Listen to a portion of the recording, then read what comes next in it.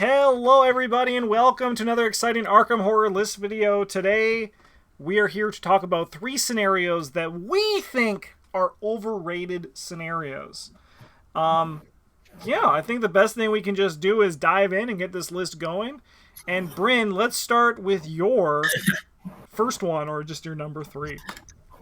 All right, we got Heart of the Elders, which personally I think of as more Arkham. I just play like the game kind of like normal, only 7 times on the same map, achieving probably less than 1 step per time.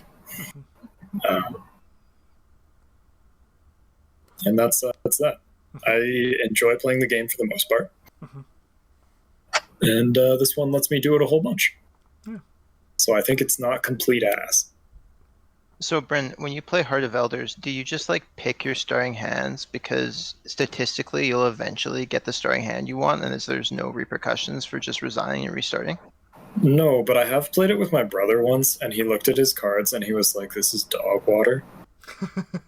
And I was like, "Oh yeah," and he looked at the thing and he was like, "Is there a penalty to us just resigning and starting again?"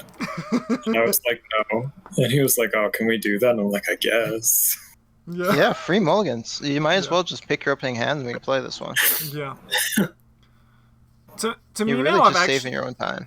Like, I've actually kind of come around a bit on Heart of the Elders, where, like, I still hate it because it's, like, I don't want to play it more than once, but I now try to make it, like, a goal to get it done in one. And if I don't, I'm a loser.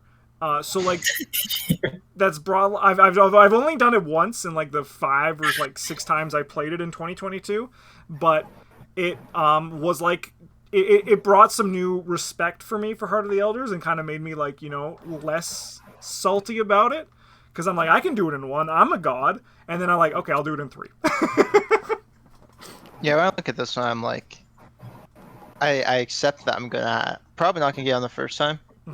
If I get on the second time, I'm happy, and anything past that, I'm kind of like, yeah. Then once you get, like, especially because it's like one of those things where, like, trauma carries over, but, like, victory doesn't. It's just like, it feels like there was, like, one knob missing. I mean, we're actually just talking about how we think the card scenario is bad.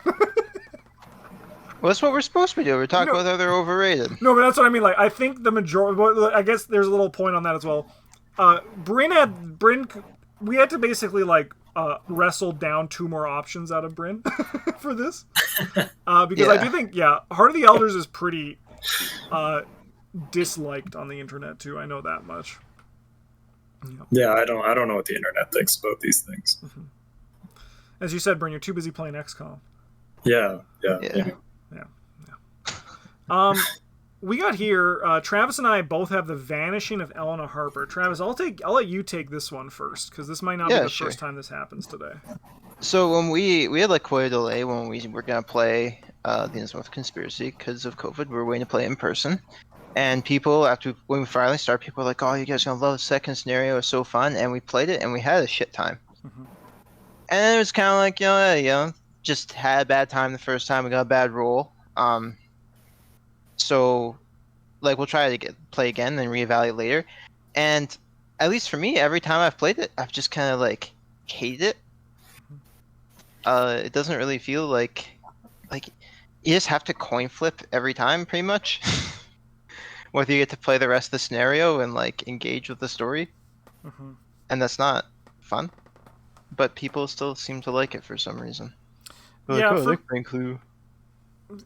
For me, with Vanishing of Eleanor Harper, it comes at too as well. It's like, for when I'm playing Vanishing of Eleanor Harper, I'm like, I wish I was just playing, like, The Last King, because they're kind of like sit in, like, a similar idea where there's, like, you have to find 6 things, like, twice, right?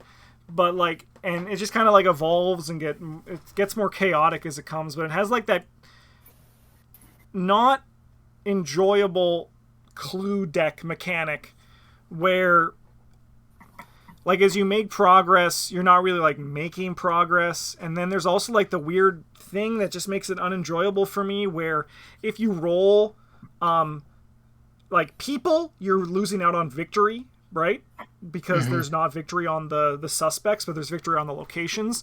So, like, you want to hit locations, but if you don't hit locations, it kind of sucks. And then like the gameplay loop kind of is just kind of poopy. However, it is brought up for me because I think actually Innsmouth has a fantastic Mythos deck throughout the whole campaign. I like the Mythos deck in the majority of the scenarios of that campaign. So it does help it be like less like hurtful. But I've never like finished Eleanor Harper and I'm like, this is a great or like scenario. Like to me, like it's kind of just like it peaked at fine, and I don't think it's ever gonna get past that for me. Yeah, like I really wish that they like instead of doing the guest location and the people mechanics, that they just like still had the locations in the decks as a way to find other people and get like victory if you wanted to sync time to that, but also you only had to guess the person, and then for the later scenario, whoever it was, just like it was tied to their location. Yeah. Like I also even understand like why when you take a card out, a card is put in, but I feel like that's not necessary, and for a game, like, I just don't know. It just feels like one of those things where it's like taking the idea of progress away, and then at the end it's like you're not really feel like you're like discovering anything. I don't know. It feels like it misses the mark to me. Yeah, that's not unfair. If I wanted to play Cluedo, I'd play Cluedo. Should we play Cluedo sometime on a Wednesday? Yeah, maybe. All right, Bryn, let's go to your number 2. We got In the Clutches of Chaos for a very similar reason to if I wanted to play Cluedo, I'd play Cluedo. If I wanted to play Pandemic, I would play Pandemic. If I'm not playing Pandemic, it's probably because either 1, I don't have time, or 2, I don't want to. And in either of those cases, I don't want to play Pandemic. You know? Like I just I say anyway, I don't know what anybody else thinks about this one, but if anyone thinks this one isn't complete garbage, then they're wrong. So it's probably overrated because there's got to be someone out there with that opinion. Well, Travis, what do you have to say to that? I think this is not that bad. I don't think it's good, but I don't think it's that bad. You're clearly wrong. I just stated it. I see.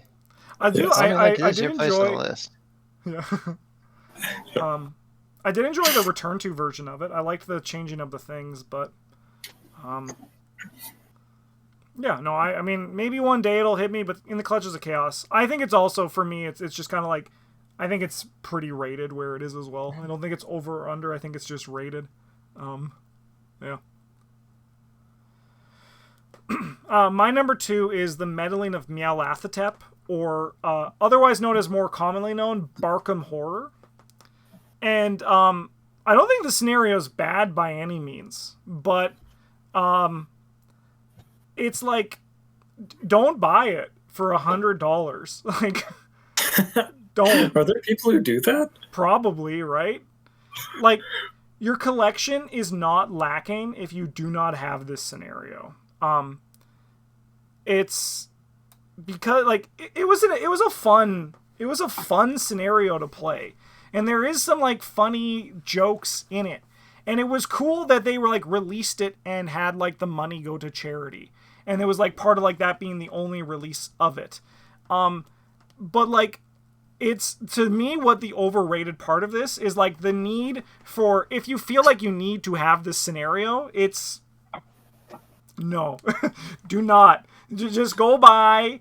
If you have $100 and you want to spend it, go, like, I don't know, buy a box of like one of the campaigns, and then like, I don't know, like go buy some whatever other board game you're playing.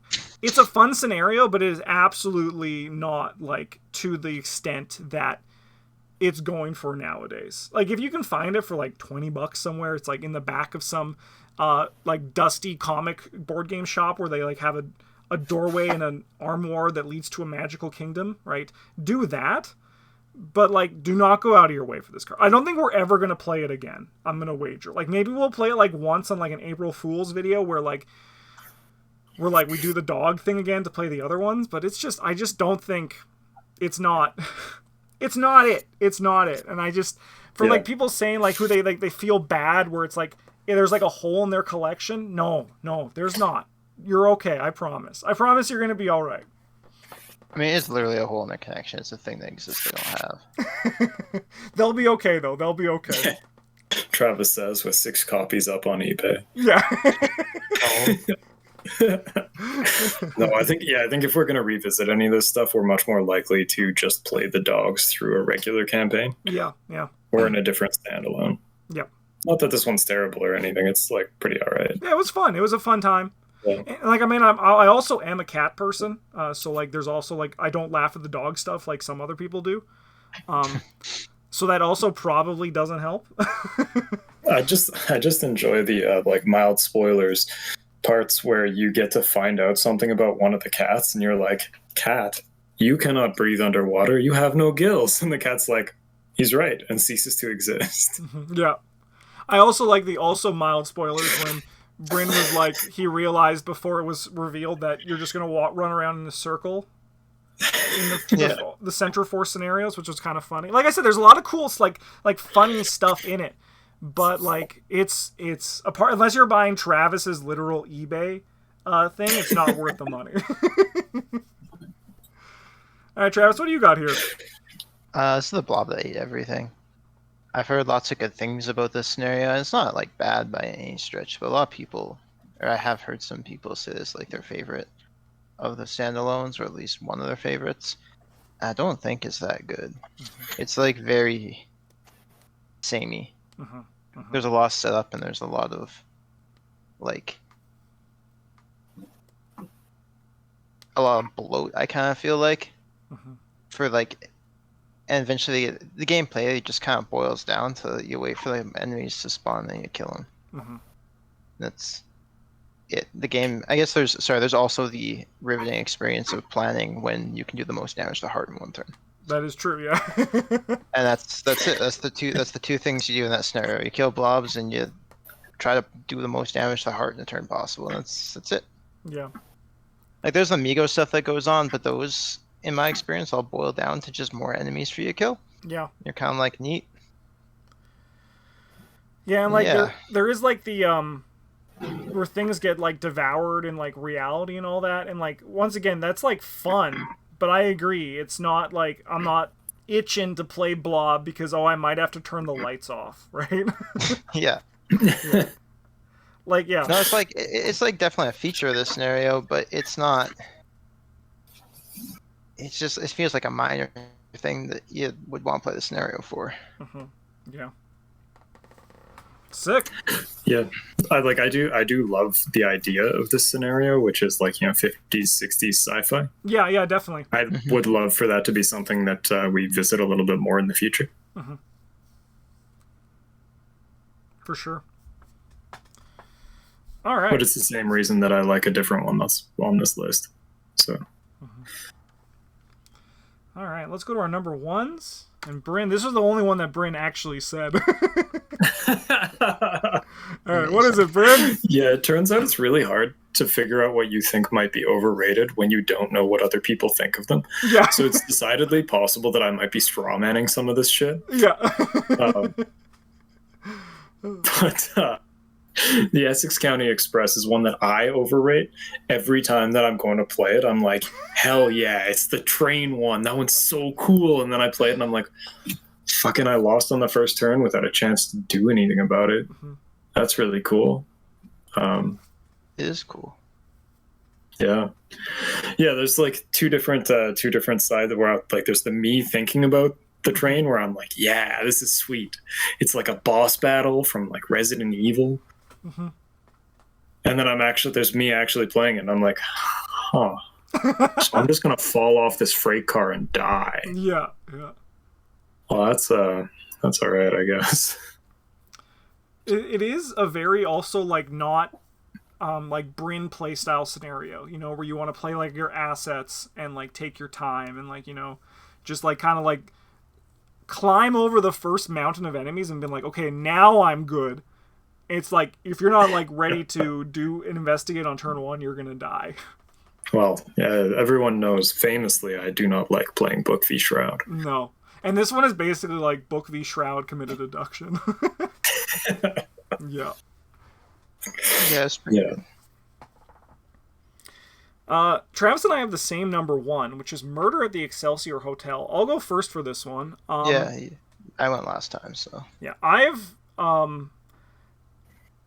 this is like one of the few times where like when I'm reading stuff on the internet, I feel like I'm taking crazy pills, so to speak. Like I think the design at Murder at the Excelsior Hotel is good. I think it's a well designed scenario. There's a lot of cool flavor stuff in it, and like the first blind play of the scenario is really cool, but every other time I've just like been like, it's not, it just doesn't hook me. I think that it's just like the gameplay loop is so similar into the sense that you're kind of like playing the game that the scenario wants you to play, and then like the big hook at the end where like you get the variety, it lasts for like 2 turns because you defeat the final challenge because you've spent the whole scenario playing like the really like weird investigate game, and like also like avoid the cops game. And then when it comes to the final scenario, like the final like exciting part, you haven't really used your gun. So you just kill the big thing and then it's over.